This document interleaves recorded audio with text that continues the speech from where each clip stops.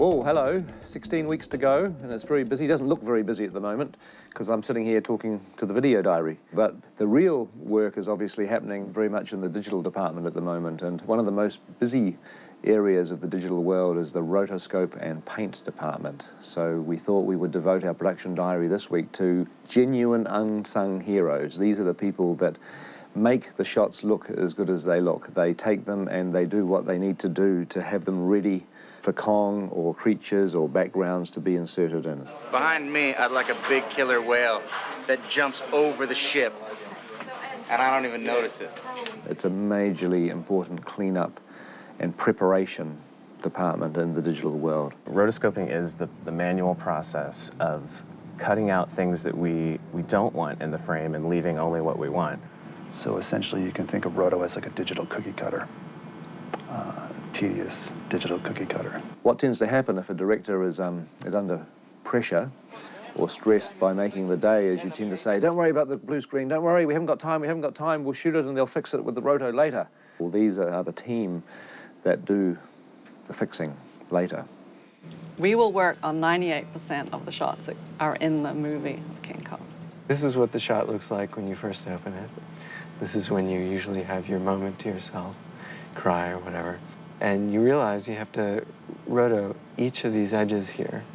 I hope we're not killing their enthusiasm by all the horrible shots that we're throwing at them. I mean, we have roto shots from hell on this movie. Normally the hardest things to rotoscope are hair and plants, long frilly plants, because they don't have a regular shape and their movement is totally illogical. When I first got this shot, I looked at it, I played it back like this and thought, oh, that's not too bad. Look, it's just Anne running. You know, shouldn't be too hard. And then I realized, oh, there's all these leaves. That's when my jaw hit the ground. It's incredibly intricate, fine work that has to happen.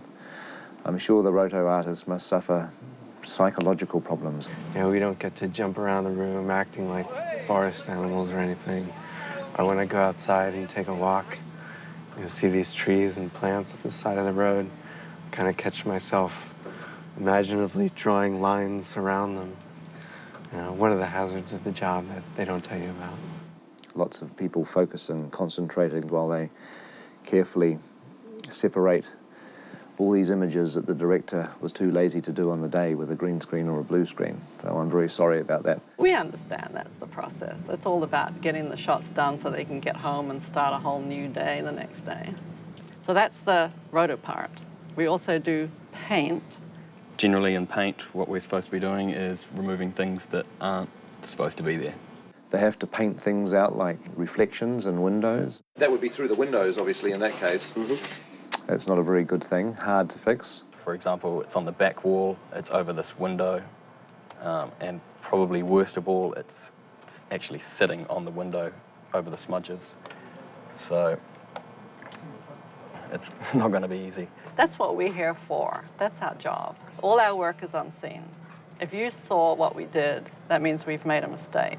Well, I've got a few shots coming up that they haven't even seen yet, so we'll put them to the test. I've got a couple of tricky ones up my sleeve, saving them to the last minute. Scary stuff, Peter, scary.